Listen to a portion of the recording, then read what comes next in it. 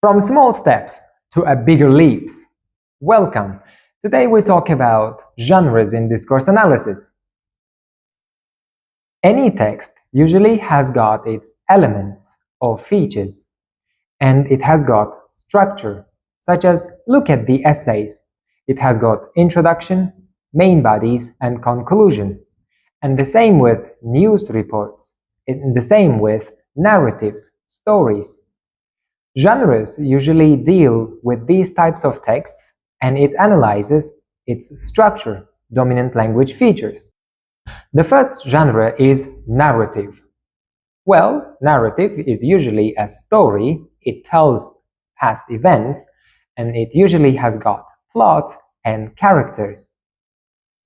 For instance, many narratives start as once upon a time, long time ago, there was, or once upon a time there was.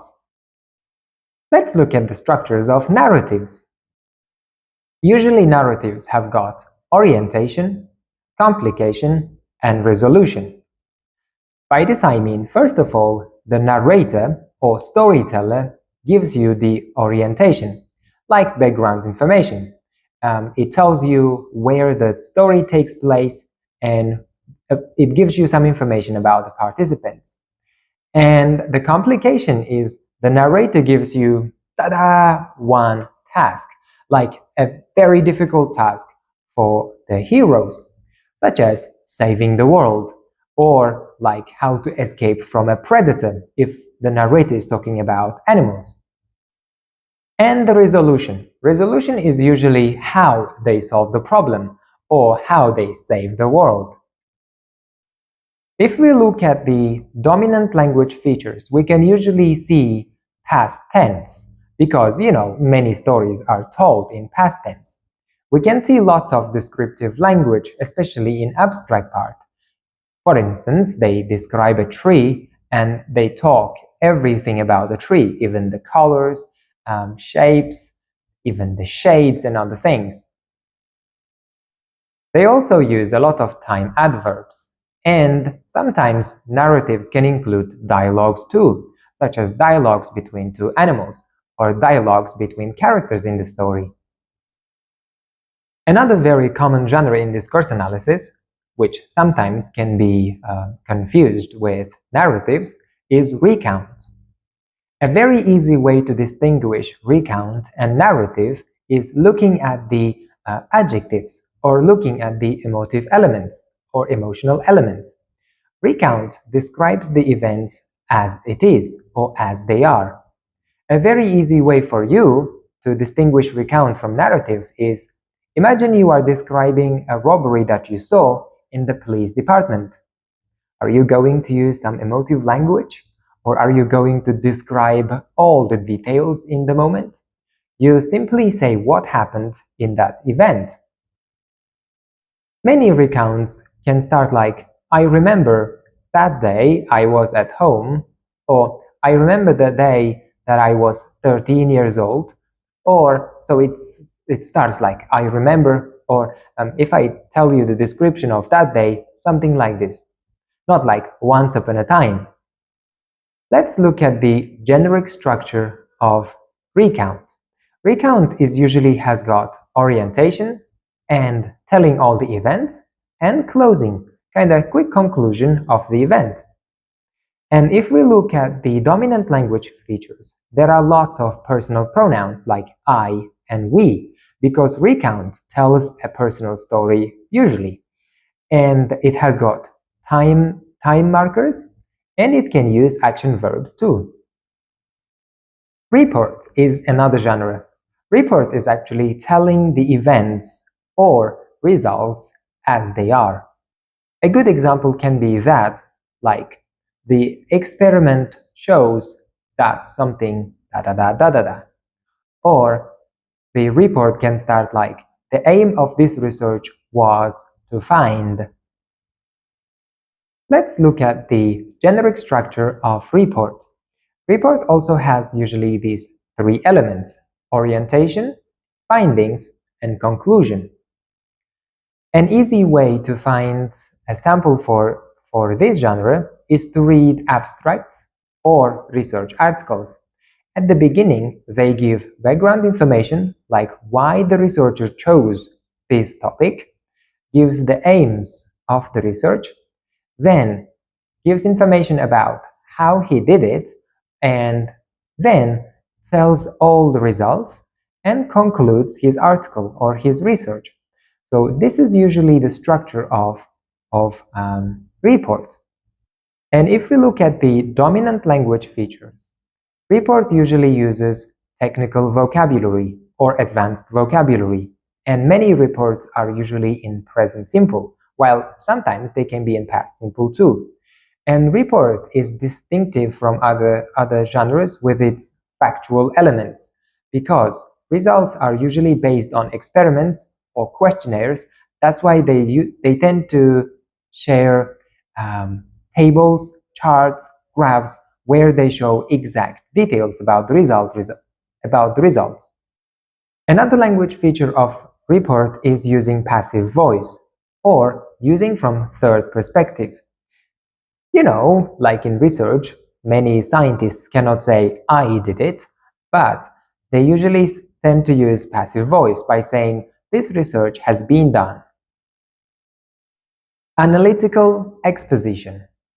Analytical exposition is usually when you analyze one event, one phenomenon, or one topic in detail.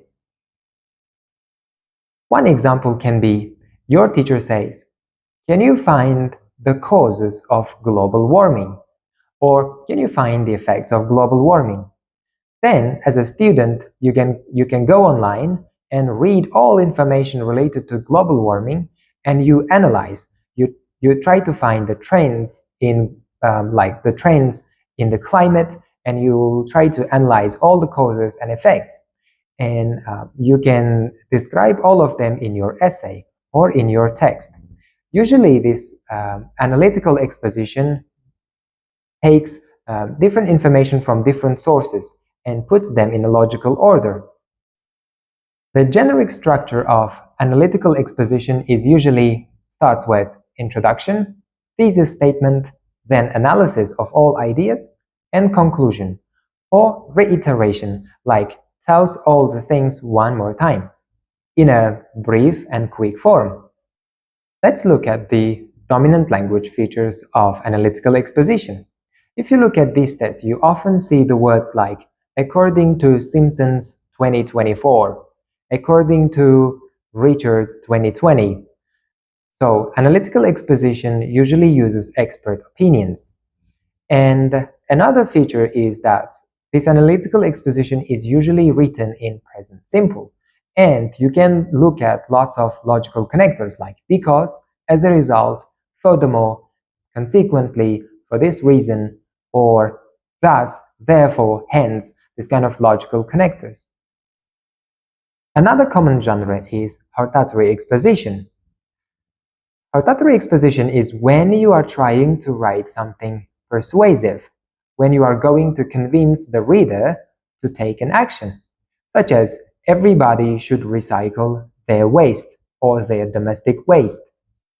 If we look at the generic structure of this text, it also usually starts like with thesis statement, then arguments, calling to action in the end.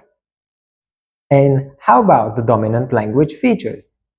Dominant language features are usually using strong verbs like believe, convinced, or like calculated, proved, concluded, not like supposed or guessed or assumed.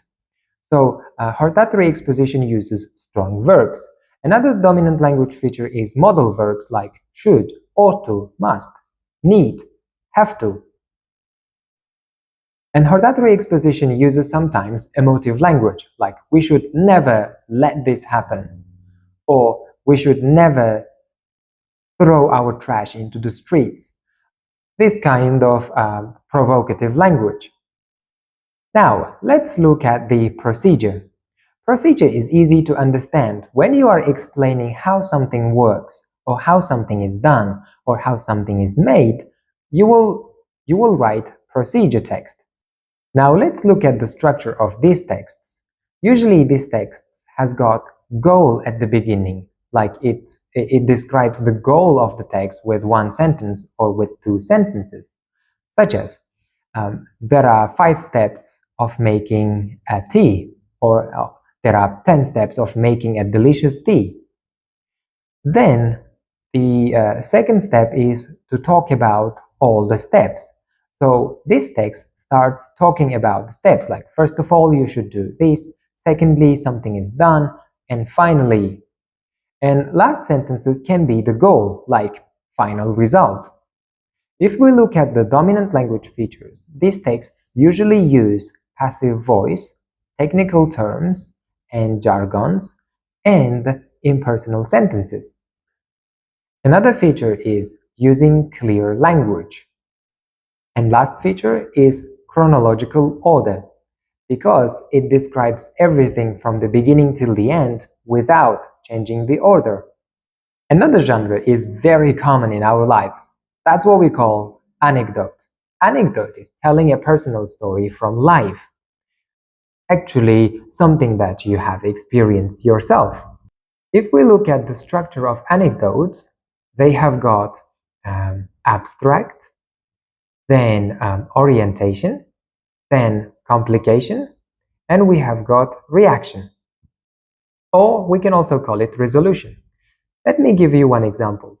If you are telling a joke, you might probably start it with a question like, "You can never guess what happened yesterday."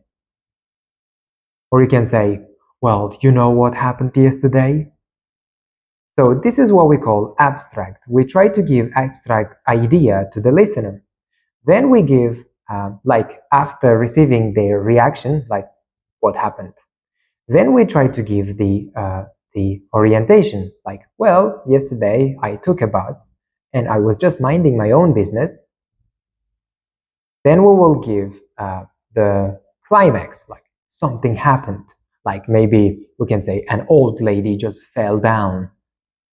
And we will get the reaction from the listener, like, oh, really? Is this something that really happened? And then you can give the coda or the resolution, like, yeah, actually it is because that the like driver stopped very abruptly, something like this. And if we look at the dominant language features, anecdotes usually use past simple, personal pronouns, and vivid language. Another genre which is very close to anecdotes is spoof. But the only difference is that spoof usually tells unreal stories or unreal jokes, while anecdotes refer to personal, funny stories or shocking stories.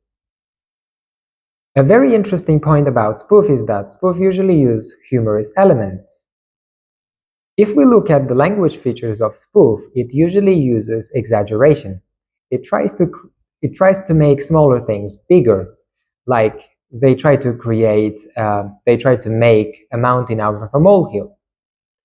Another one is, or can be, irony. Another common genre is description.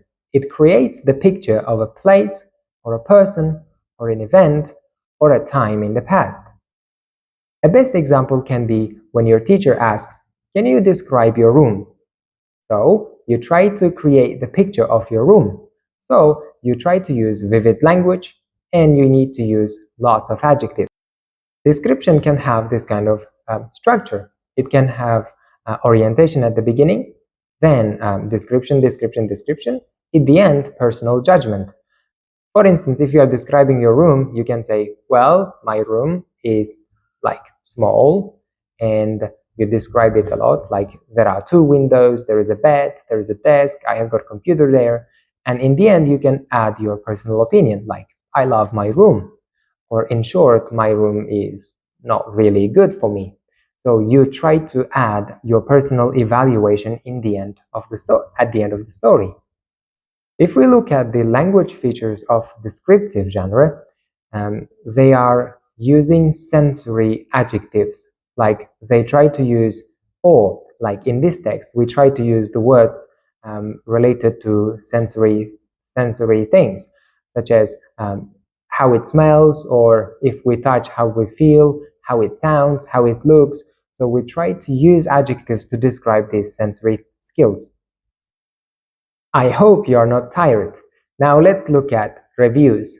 I think this is very easy to understand. Reviews are usually written for films, movies, or like videos or books, and sometimes it can be written for um, restaurants or cafes. Reviews are usually personal judgments of a certain thing or of a certain person or event or restaurant, so it has got following structure. If we look at the structure of reviews, there is usually orientation, description, not detailed, but usually like summative description, and evaluation. Such as, orientation can happen like 2 days ago with my friends, I went to this restaurant. So like I'm giving the background situation, I'm creating a kind of orientation for you.